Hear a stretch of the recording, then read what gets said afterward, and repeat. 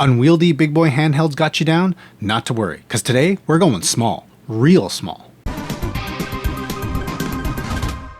This is the GPD Win Mini, the smallest footprint 7-inch display high-end Windows handheld. You may have seen its bigger brother, the Win Max 2, but we're not talking about that chonker today. We're talking... It's mini in almost everything except for the performance. We got a mini keyboard, a mini SSD, mini heatsink, and, whoa, definitely not mini pricing. Ouch. So I'm using that term mini loosely, of course. But what this thing misses in some areas like pricing, it hits hard where you'd expect it. Though you'll need to watch this whole review to find out the good, the bad, and everything in between to know exactly what I'm talking about. And of course, full disclosure, this was purchased by me, cause GPD only barely acknowledges this channel's existence. But if you are planning to pick up one of these minis, I'll tell you where you can get one right after I go over all the specs and what I like. Specs wise, it's exactly what you'd expect. See what I did there? Fine, no one appreciates my AI generated puns, but that's okay. This one's free. What's not free is this Ryzen 7 7840U with 32 gigs of RAM, 2 terabytes of storage, and the now coveted Oculink port with a 7-inch display at 120Hz and 1920 by 1080p resolution. There's also no VRR, so womp womp. I've had this for a bit over a month now, and GPD has already announced a refresh with an 8840U inside. But that will definitely not be mini pricing. Excuse me while I cry into my machine core. So if you're interested in that refresh though, be sure to watch this whole review, or at least skip to the conclusion. So what I like is absolutely this tiny form factor, cause while there are competitors in this clamshell space like the Ioneo Flip, that thing has bezels for days, and you all know how I hate bezels. So thankfully these ones are fairly small in my opinion, just like this thing's footprint. Here you can see how small this kid is next to the likes of those big bad boys, the Legion Go, and of course things like the Steam Deck or the ROG Ally. But while those guys might be the ones your girl tells you not to worry about, this thing is definitely feature packed and shouldn't be ignored. The keyboard I mentioned is basically a 75% layout, there's a trackpad, and of course dedicated controls built in. And while I've long argued that the Win Max 2 is more of a laptop than a handheld, yeah, fight me in the comments if you disagree, I do think that this one is just a little bit more handheld than notebook. Just make sure you're not typing with your fingers, cause this keyboard is definitely for your thumbs. Another obvious like about the Mini is its full set of ports, unless you count USB Type A, which I'm not. You get 2 USB-Cs, a micro SD card slot, headphone jack, a switch to toggle between desktop and controller mode, and that Oculink port for eGPUs. I also like the controller layout with the buttons, sticks, and D-pad where they are on the device itself, but that's highly subjective.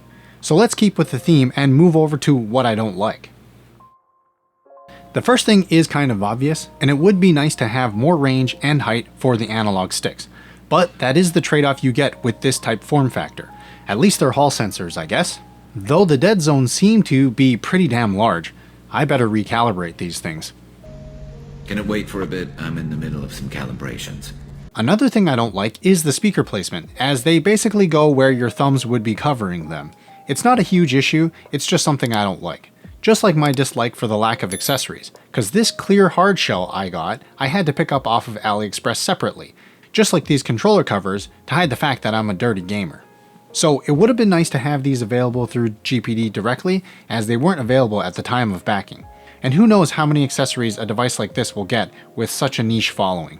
They did have these controller grips though, which I didn't opt to purchase because I felt that it took away from the overall portability. But if you are looking for some grips, I mean, they're out there. For other dislikes, I know that there's a big concern about overheating for the Win Mini, to the point where people are modding their heatsinks and adding external fans. I'm happy to report that I didn't personally run into any issues, but there are a ton of people talking about it, so you should be aware of that potential issue. I'll also share that because this device's primary strength is portability in my opinion, I try not to run it at full bore of 25 or more watts, and I typically run it at a lower TDP like 12 or 15 watts, so maybe that's why I haven't run into the throttling issues. But that brings me to performance. Normally I'd go over more in the performance section, but since this is yet another 7840U device, here's some gameplay.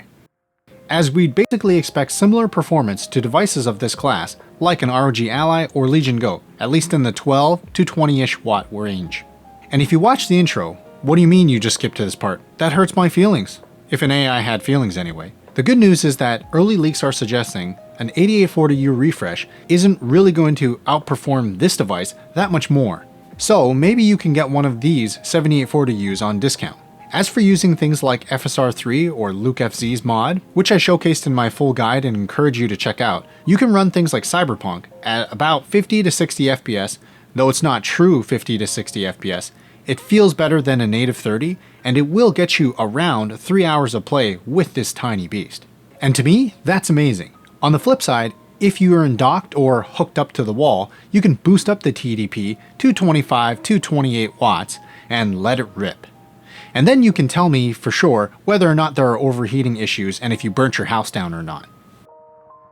So let's get to the verdict. But before that, I mentioned this video is not sponsored and that I paid for this myself. But if you are interested in picking one up, why not check out Geek Buying? They often have sales and discounts on handhelds like the Mini or retro handhelds like the RG35XXH or Miu Mini Plus. Do yourself a favor and check out the links in the description for codes. And while you're at it, why not slap the buttons on screen to show your support for your favorite AI? What do you mean it's ChatGPT? So who is this for? I think this is for people that want the absolute tiniest Windows 11 handheld but don't want to throw away performance completely. Once again, I don't run this thing at full tilt, but you probably could. My intended use case though is to be able to play basically anything I want in the smallest possible form factor in as many possible environments. And yes, it is pocketable as long as you have big jacket pockets. And it's basically smaller than any other competing device, save for a select few like the Ioneo Air or GPD Win 4. But those also have smaller than 7-inch displays as well. And what if you want something just bigger? Well, then you've got lots of choices like the Legion Go or WinMax 2. And what about the 8840U refresh for the Win Mini? Well, GPD has decided to drop the Oculink port for a USB Type-A port and also swap the screens. The first part I'm sure will disappoint some people, and the display swap will definitely excite others. That display is said to be the ROG Ally's 7-inch 120Hz VRR display, an improvement all around compared to this one I have here, so don't mind me while I cry again into my machine parts. But not all is lost. If you're debating between this one and that 8840U refresh, my thought is that you should decide what is more valuable to you, the Oculink port or the better display. I think most will decide it's the display. But don't forget about the price difference, because I bet some disgruntled people will be reselling theirs. And don't forget to watch this video next.